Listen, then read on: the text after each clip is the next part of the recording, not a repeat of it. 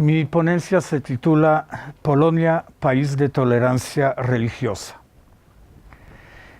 En el contexto mundial, y no solamente el de Europa, Polonia es uno de los países de mayor tolerancia religiosa. A nosotros, los polacos, nos duele escuchar que somos antisionistas o antisemitas. A lo largo de nuestra milenaria historia, nuestra cultura permitía incluir la participación activa de numerosas minorías, ofreciendo su desarrollo en todas las particularidades. Los hechos históricos permiten refrescar la memoria colectiva y establecer la verdad. Si bien es cierto que en el pasado ocurrieron algunos incidentes lamentables e indeseados, esto no significa que fueron tendencias nacionales y pueden ser reconocidos como rasgos representativos de una sociedad. Los polacos siempre interpretábamos el catolicismo como una religión abierta y universal, como lo indica su etimología. A lo largo de los siglos, introdujeron en los territorios de Polonia sus prácticas religiosas los judíos, musulmanes, especialmente los tártaros de la Horda de Oro, protestantes de diferentes cultos, ortodoxos, testigos de Jehová y budistas. Para poder apreciar adecuadamente el significado de la tolerancia religiosa en Polonia, es preciso remontarnos a la tradición. Recordemos unos hechos desde el medioevo. Fue precisamente un judío sefaradí, negociante de esclavos al servicio de califa omeya de Córdoba, Ibrahim ibn Yaqub, que nos dejó la descripción del país del príncipe Miecislao, quien al bautizarse en el año 966 introdujo oficialmente el cristianismo a Polonia. En el siglo XI venían mercaderes judíos del sur y del occidente de Europa, pero también los judíos jázaros de Turquía. Desde el siglo siguiente ya se empezaron a establecer comunidades judías en diferentes lugares de la geografía nacional. Tyniec Mały, Bolesławiec, Sokolniki, Wrocław, cerca de Gniezno. Cerca de Gniezno, la primera capital de Polonia, los judíos fundaron la aldea Żydowo. También fundaron otra aldea con el mismo nombre Żydowo cerca de Kalisz, Galicia. Otra comunidad se constituyó en Płock desde 1237. En el siglo XII, el príncipe Mestislao III el Viejo arrendó a los judíos la Casa de la Moneda, que acuñó los bracteati. Los bracteatos, probablemente busqué, todavía no encontré el término español. Creo que no se acuñó todavía siendo moneda. Monedas del año 1181 que tienen inscripciones en polaco, hebreo y knaánico, lengua judía eslava actualmente muerta. En 1264, el príncipe Boleslao el Piadoso emitió los Estatutos de Galicia, en que garantizaba la seguridad y los derechos de los judíos, libertad de comercio y de finanzas, libertad de culto, etc. El siglo siguiente, en 1334, un año después de su coronación, el rey Casimiro el Grande extendió los estatutos de Galicia a todo el reino de Polonia. El 27 de febrero de 1335, un año después, menos de un año, Casimiro el Grande fundó la ciudad judía Civitas Casimiriensis, de 50 hectáreas, terreno vecino a Cracovia. Vale la pena recordar que la capital se extendía en 65 hectáreas, entonces la ciudad era casi que igual. La nueva ciudad fue la fundación más grande del rey y gozaba de muchos privilegios. En la historia, El rey es recordado como el gran protector de los judíos. En la corte real colaboraron varios judíos. Por ejemplo, el rey nombró a su banquero Levko como administrador de las minas de sal, uno de los cargos no solamente lucrativos, sino de gran prestancia. Hoy podríamos decir que en esa época las minas de sal fueron el emporio de los más poderosos, ¿no? Solamente lo tenían los multimillonarios. A su vez, el rey Ladislao Jagellón también lo validó en el Gran Ducado de Lituania desde 1388. El rey Segismundo el Viejo siguió otorgando muchos privilegios y beneficios a los judíos. Desde ese entonces hubo judíos que fueron nobilitados. Se reconoce que probablemente su reinado fue el más próspero para los judíos. También su hijo, el rey Segismundo Augusto, promovía las políticas que favorecían a la comunidad judía, entre otros la autonomía administrativa de las comunidades. En 1567 fue fundada la primera yeshiva, el centro de estudios de Torah y del Talmud. Sí. Cuando quieran preguntar algo, interrumpan, para eso estamos, para compartir. ¿Cómo? 1567, la primera yeshiva en Polonia. Algo muy importante. Una yeshiva es un colegio muy estricto religioso judío. De acuerdo, súper. Cracovia y Lublin se convirtieron en centros europeos editoriales hebreos. A su vez, el rey Esteban Báthory, en 1580, creó la Dieta de las 4 provincias: Pequeña Polonia, Gran Polonia, Rusia Roja y Wołynia, Vat Arba Arakot, que se transformó en un órgano central de la autonomía judía, una especie de Cajal, conjunto de gobiernos autónomos. Los mismos judíos lo consideraban como la continuidad del bíblico Sanedrín. Funcionó hasta el año 1764. Las sesiones se convocaban 2 veces al año, al principio en Lublin y luego en diferentes ciudades en que los delegados judíos, rabinos, negociantes, banqueros, debatían los asuntos más importantes para su comunidad, también para solucionar conflictos jurídicos internos. Se puede interpretar que a partir de ese entonces, los judíos constituían el 5º estado de la nación, al lado del clero, nobleza, burguesía y campesinado. También los sucesivos reyes de Polonia, Alejandro Jagellón, Segismundo III Vasa, Ladislao IV, Augusto el Fuerte y otros, protegían y favorecían a los judíos. Los acogían igualmente los aristócratas polacos y la jerarquía de la Iglesia Católica. En 1621, durante el sínodo, el obispo de Cracovia, Marcin Szyszkowski, se opuso a cualquier manifestación de antisemitismo. Ante las expulsiones masivas, a veces reiteradas, que hubo en el occidente de Europa, Alemania, Hungría, Francia, Austria, España, Portugal, los judíos venían a Polonia de diferentes países y su crecimiento demográfico fue notorio. A comienzos del siglo XVI, las estadísticas indican que en Polonia vivieron 150.000 judíos, 2% de toda la población del país, y a mediados en el territorio del Reino de Polonia vivieron 80% de los judíos del mundo entero.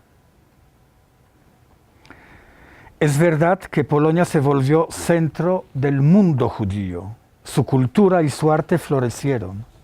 Desde 1606, cuando se publicó el libro anónimo Paskwiliusze na królewskim weselu podrzucone, los pasquines presentados o chutados en una boda real, se conoce la expresión que Polonia fue el paraíso para los judíos, Paradisus Iudeorum. Se calcula que en 1648 la comunidad judía alcanzó 500.000 de miembros. En 1750 en Polonia ya vivían 750.000 judíos, 8% de la población nacional, en 1.200 localidades. Vale la pena recordar el último periodo de Polonia como reino. En 1773, durante el reinado de Stanisław Augusto Poniatowski, fue creada la Comisión de Educación Nacional, el primer ministerio de educación en el mundo. En esa época existía en Polonia un elevado número de las yeshiva, con un muy alto nivel de enseñanza, donde se continuaban las enseñanzas de los rabinos polacos de fama internacional, como Shalom Shachna, de 1510-1558, nacido y murió en Lublin, Moses Isserles, Salomón Luria, etc. En la dieta del 1788 y 1792 se defendía la tolerancia religiosa, el derecho a la propiedad y la integridad corporal de los judíos. 1788, la dieta es como el parlamento polaco. ¿Cuántos judíos dijiste que estaban en Polonia en 1750? En 1750, 750.000. Al ser repartida Polonia entre Rusia, Prusia y Austria, desapareció del mapa geopolítico. En los años 1772, 1793 y 1795, los gobiernos de los tres imperios se oponían a la situación privilegiada de los judíos y empezaron las persecuciones e imposiciones, aunque hay que señalar que en la Galicia austríaca las circunstancias de vida fueron algo más favorables. 72, 93 y 95. A lo largo del siglo XIX, entre otros, se aumentaban los impuestos por las prácticas religiosas, se promovían los procesos de asimilación, se prohibía la adquisición de las tierras, se reducía los ascensos en la administración y el ejército, se dificultaba el acceso a la educación superior y la práctica de algunas profesiones. Se notó una fuerte explosión demográfica, llegando a 500%, y en 1880 la población judía llegó a 4 millones. Ante la pauperización social, comenzó el proceso de migración a Europa Occidental y a América. Después de la Primera Guerra Mundial, Polonia recupera la independencia. Sin embargo, muchos enemigos trataban de desprestigiarla.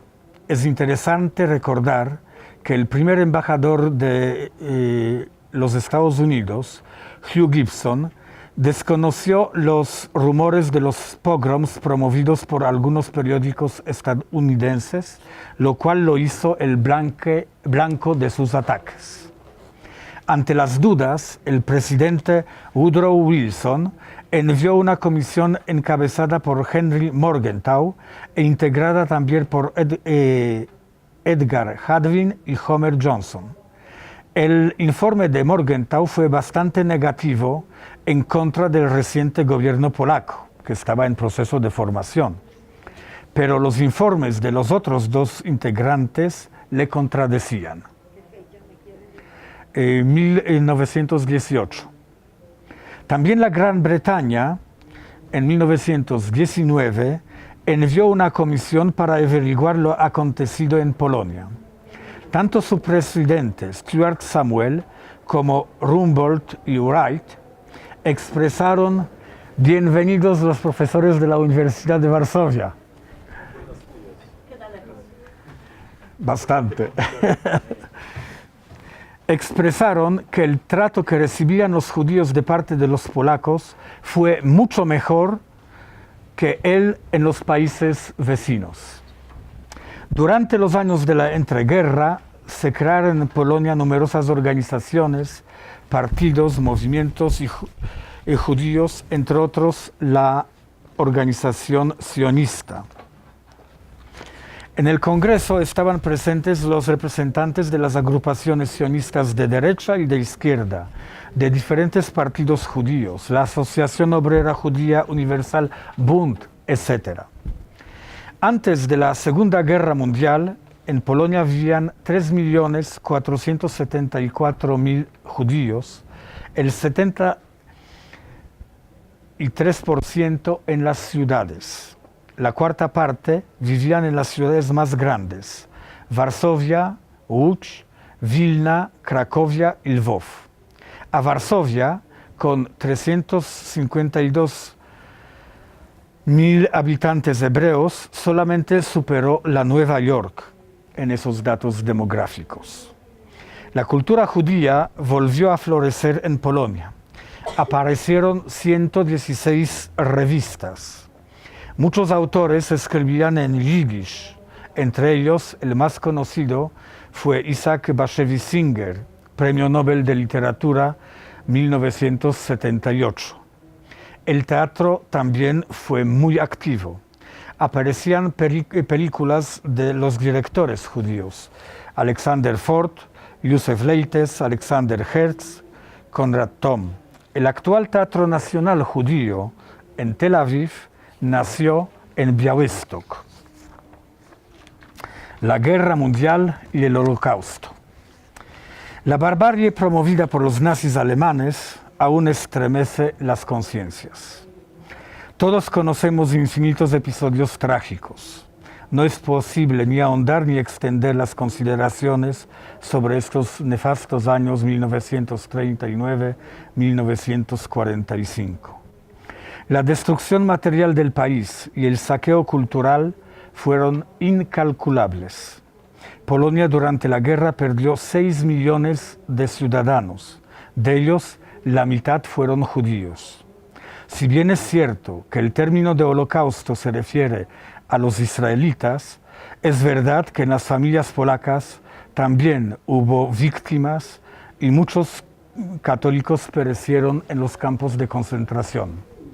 Recordemos a San Maximiliano Kolbe. Las situaciones extremas creadas por los alemanes afectaron a muchos, tanto polacos católicos como judíos. Todavía no se cicatrizaron las profundas heridas en la memoria. En Varsovia fue establecido el gueto más grande de Europa en 1941. Vivían allá 460.000 personas. Hubo guetos en otras grandes ciudades como Białystok, Częstochowa, Kielce, Kraków, Lublin, Lwów, Radom y Vilna. El exterminio de la raza judía, organizado y ejecutado por los alemanes, se llevó a cabo en los campos de concentración con terroríficos nombres de Auschwitz-Birkenau, Treblinka, Majdanek, Sobibór, Chełmno. Fueron campos de concentración alemanes en territorio de Polonia.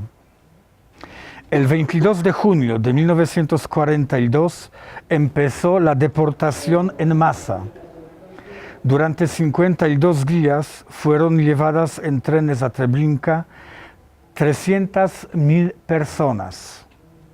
En esta acción participaron 50 soldados alemanes de las SS, 200 soldados letonos de Schutzmannschaften, 200 policías ucranianos y 2.050 miembros de la policía judía de gueto, ilusionados con las promesas de salvar sus vidas y las de sus familias, que luego no fueron respetadas. Muchas veces, e injustamente, se repite en los medios de comunicación que nosotros los polacos somos antisemitas o antisionistas. No es posible admitir estas acusaciones malintencionadas.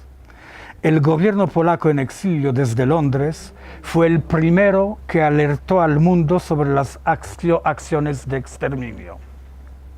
Polonia fue el único país ocupado en Europa donde se aplicaba la ley alemana de condena a muerte por esconder a los judíos. La verdad es que los polacos no escatimaban todo tipo de ayuda a los judíos, exponiendo sus vidas y las de sus familiares. Muchos judíos sobrevivieron escondidos en las casas de los polacos.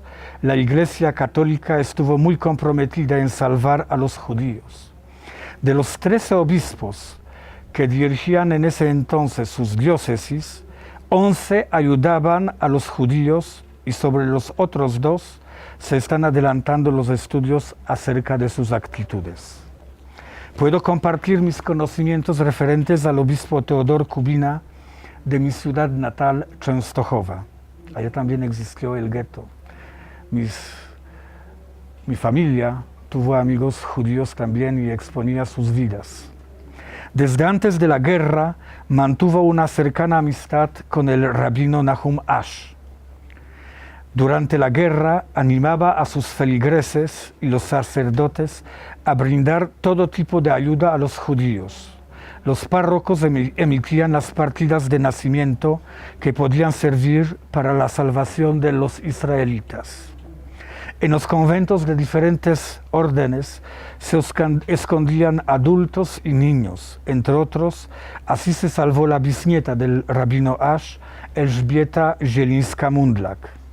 En el mismo monasterio de la Virgen Negra, reina de Polonia, los monjes también facilitaban los escondites. No se puede negar que muchos polacos perdieron la vida salvando a los judíos.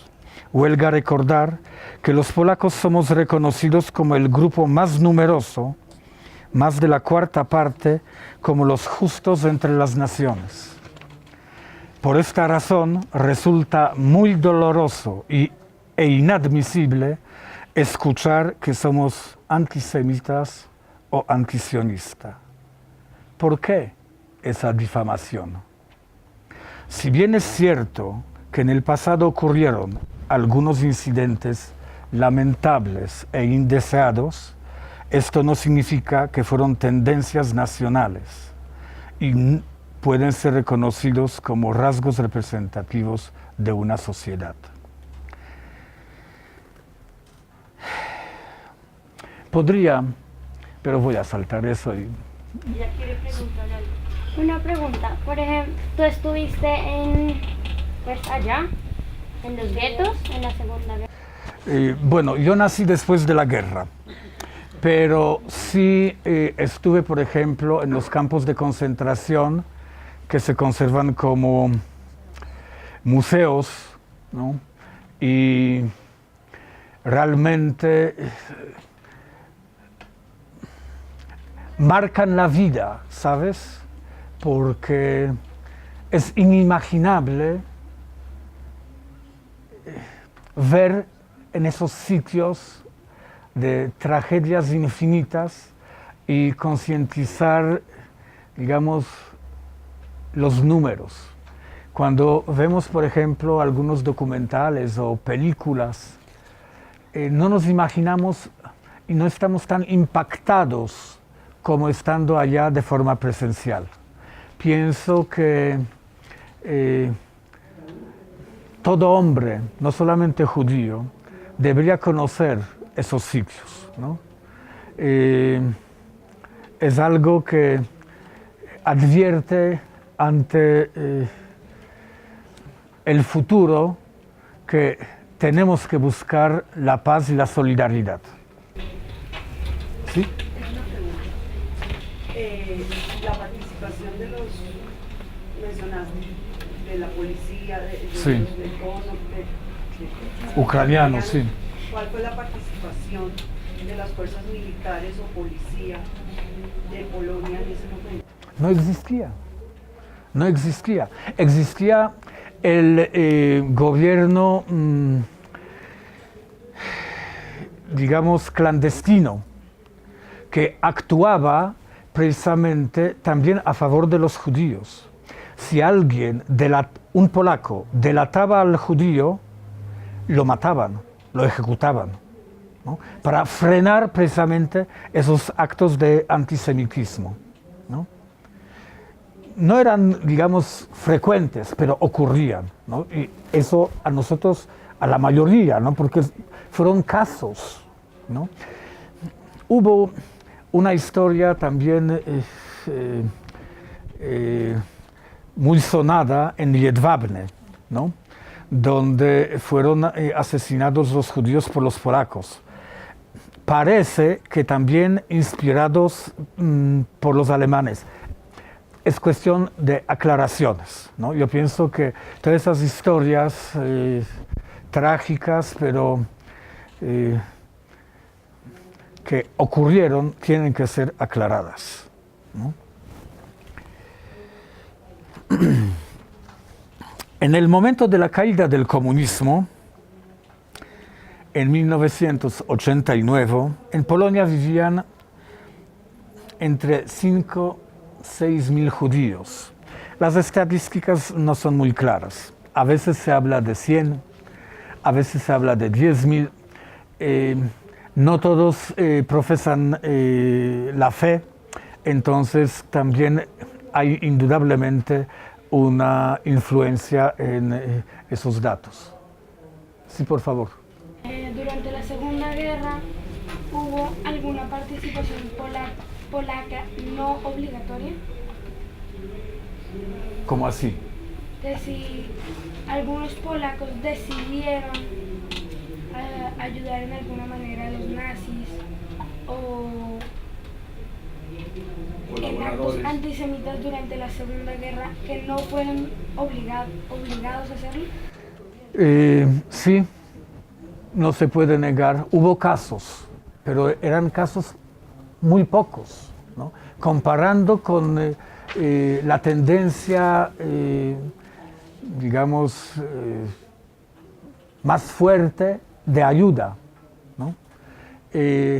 Lo lamentamos, pero no tenemos la culpa, así como tampoco podemos decir que, entendiendo las circunstancias extremas, ¿no?, que los judíos son antisemitas o antisionistas. ¿Sí? No, los judíos, porque hubo, como leí, 2.500 policías en el gueto que colaboraron con la deportación de los 300.000 judíos, ¿no? Sabiendo lo que iba a pasar. Pues obvio, pero ilusionados con la promesa que así podían salvar sus vidas y las de sus familias, pues la gente busca cómo hacer. Me imagino que no lo hacían por gusto, sino se sentían obligados, ¿no?, para preservar la vida, ¿no? Pero lo mismo, ¿no? Si 2.500, que es fecha indudable, comprobada, ¿no? Podría enumerar otras cosas, ¿no? Por ejemplo, de eso no se habla, pero si hablamos, comentemos por lo menos algunas cositas para buscar cierto equilibrio. En Łódź y Pabianice, los judíos construyeron arcos decorados con flores para dar la bienvenida a los hitlerianos, y los delegados de sus comunidades recibían a los alemanes con la tradicional forma pan y sal. Según los testimonios alemanes, hay libros publicados, durante la invasión, los judíos saludaban a los soldados de Wehrmacht con la exclamación Heil Hitler. En algunas ciudades, por ejemplo en Mława, los judíos sacaban las casas en llamas. Son documentos, ¿no? Yo no invento,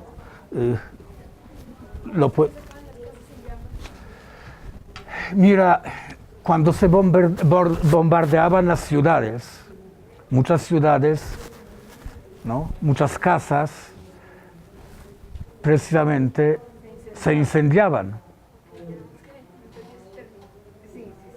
¿no? Entonces la gente huía y otros se aprovechaban para sacar cualquier cosa, ¿no? Saqueaban. Quería decir, no sacaban, sino saqueaban. Saqueaban. Robaban. Sí, saqueaban, sí. ¿Dije sacaban? Sí. Saqueaban. Ah, de pronto lo pronuncié mal. Sí. Con todo respeto, yo creo que no se puede comparar los Judenrat, la policía judía en los guetos, con los colaboracionistas. Porque los Judenrat, los dilemas que pasaron es para evitar un perjuicio, mientras que los colaboracionistas era para obtener una ganancia.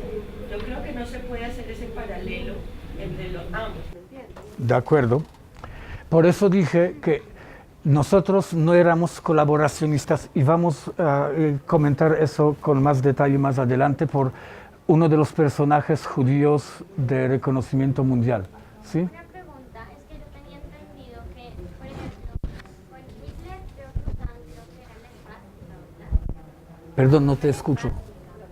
La esvástica, sí. Pero antes de que Hitler cogiera como esa forma para volverla como mala, tenía otro significado, ¿verdad? Sí, es verdad.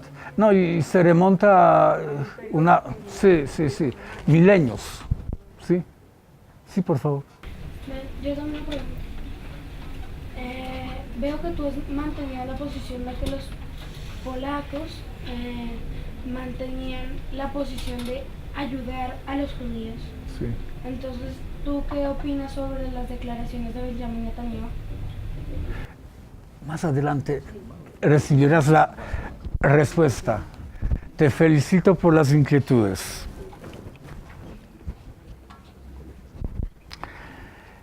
Solamente voy a enumerar brevemente unos hechos porque tengo que terminar. Yo tengo una pregunta para Sí. pasar un poquito. Alejo, yo participaba. Está interesante lo que me parece.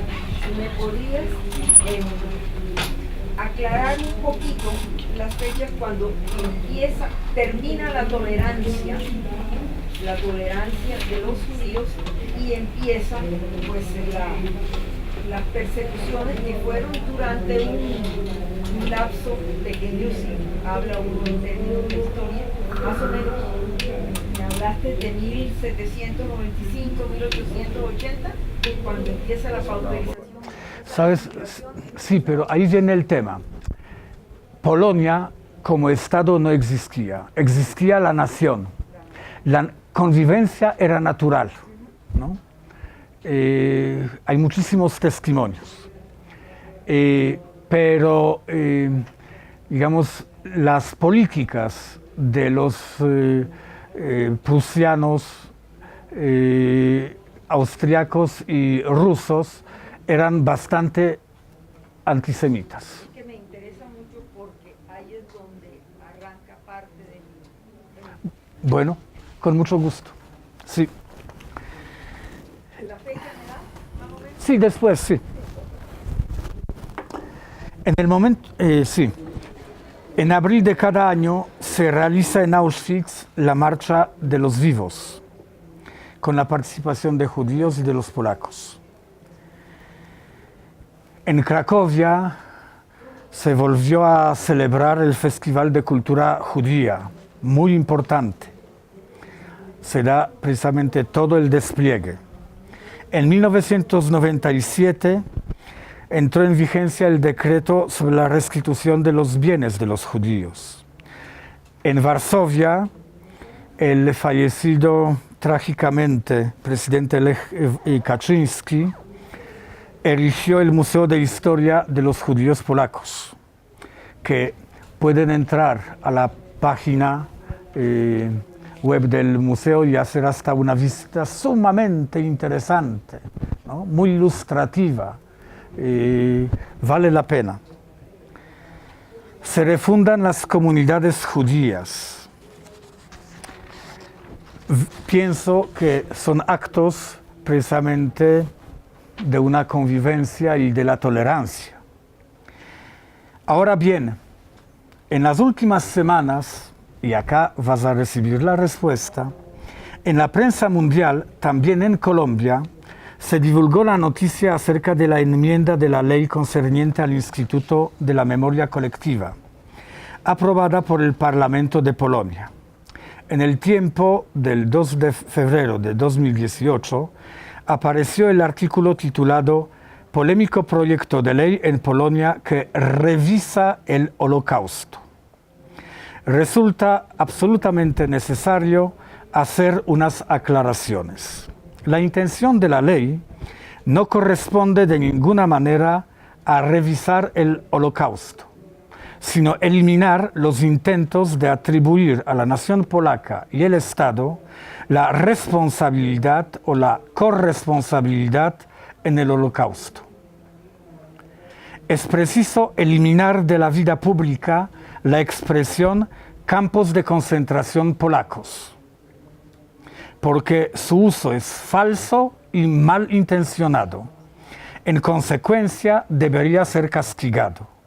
La ley defiende la verdad histórica y el buen nombre de la nación y del país. Su elaboración duró 1 año y medio. Se hicieron consultas con la Embajada de Israel en Varsovia y su objetivo no es limitar los estudios sobre el Holocausto, ni tampoco se dirige en contra de otro Estado o nación. Shevach Weiss, ex embajador de Israel en Polonia y expresidente de Knesset, en una oportunidad declaró: quisiera que a los jóvenes judíos se dijera la verdad, que en varios países europeos había gobiernos que colaboraban con los alemanes. Francia, Noruega, Eslovaquia, Hungría, Croacia, pero no había Estado polaco que colaborara con Hitler. Esa es la respuesta también a su inquietud. Creo que sí, hay una apreciación de decir que son campos alemanes, campos de exterminios alemanes en territorio polaco. ¿Estaría bien? Sí, sí. La expresión correcta es campos de exterminio anti-alemanes. O sea, Para también tener gesto de solidaridad con los alemanes que no eran nazis. Alemanes, claro, no alemanes. Yo creo que hay que hacer una aclaración o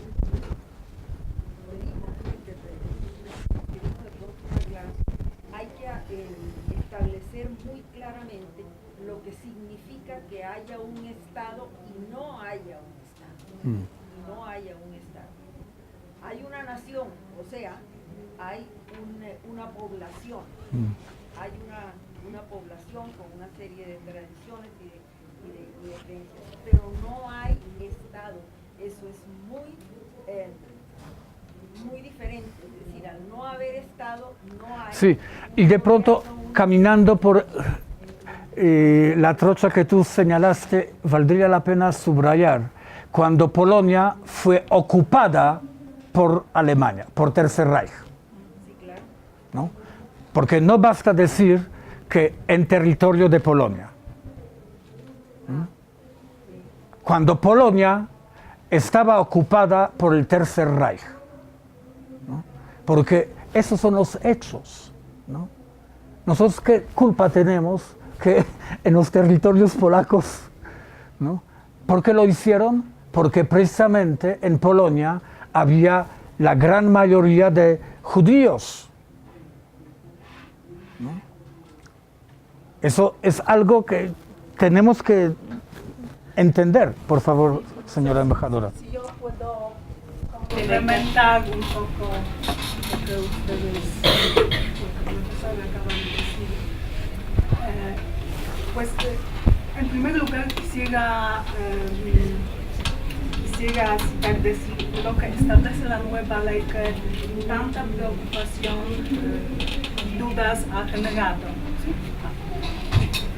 Pues la ley dice que todo aquel que públicamente y en contra de los hechos, es fundamental, contra de los hechos, adjudique al pueblo, al Estado polaco, la responsabilidad o la corresponsabilidad por los crímenes cometidos por el Tercer Reich alemán u otros crímenes de lesa humanidad, será castigado con una multa o privación de la libertad hasta de 3 años. Esta misma pena se impondrá por la grave trivialización de la responsabilidad de los autores reales de dichos crímenes. Y lo que es importante, esta ley no está dirigida en contra de ningún país en particular y no limitará la libertad de investigaciones científicas o expresiones artísticas. Lo que pasa, y que usted lo mencionó, que algunos políticos líderes israelíes reaccionaron de manera, como nosotros lo vimos en Polonia, injustificada, porque optaron algunos en Israel igualar la nueva ley con la negación del Holocausto. Es algo increíble porque en Polonia la negación del Holocausto es penalizada. ¿De qué se trata? Que yo y los polacos reconocemos que durante la Segunda Guerra Mundial hubo polacos malos, degenerados, que por dinero entregaron a los judíos ocultos a los alemanes. Y esto condenamos, ¿no? Hay que condenarlo y nadie niega los hechos. Pero hay que distinguir la responsabilidad de unos polacos o grupos de polacos con la responsabilidad común, ¿no? Colectiva del Estado o de la nación. Porque si hubo Estado durante la Segunda Mundial, pero Estado clandestino en el exilio.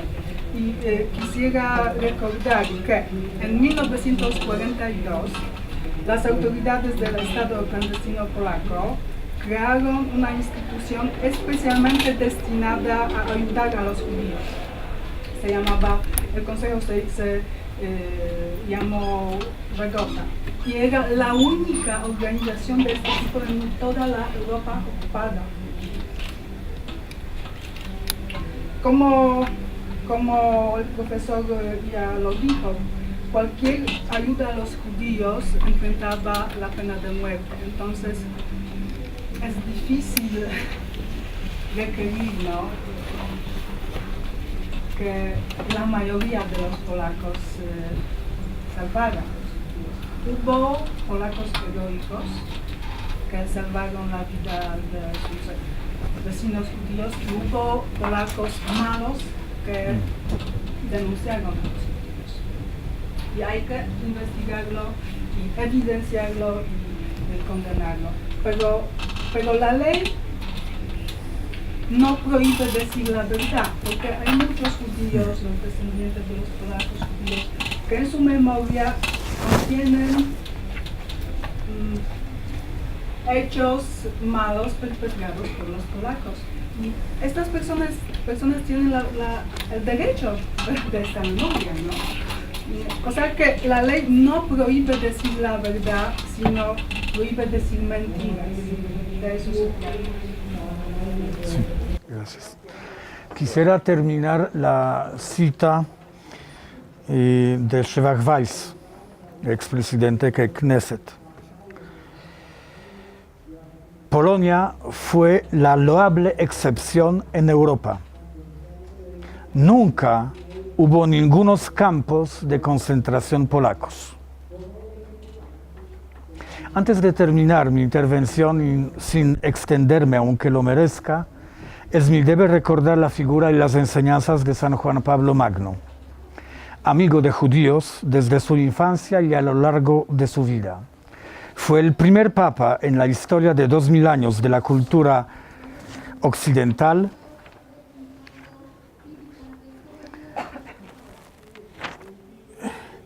que visitó la sinagoga. Fue él que promovió el diálogo interreligioso que adquiere dimensiones inconmensurables. Karol Wojtyła era polaco. En la milenaria historia de la nación polaca, los judíos gozaban de libertad y desarrollaban su cultura en Polonia como en ningún otro país. La natural convivencia y las mutuas influencias en diferentes manifestaciones culturales son innegables. Esta es la verdad. Preguntémonos, ¿cuál nación hizo más por los judíos? En el pasado y en la actualidad, los polacos demostramos no solamente la tolerancia religiosa, sino también actos de amistad y de solidaridad. Es de justicia cuidar la memoria histórica. Muchas gracias.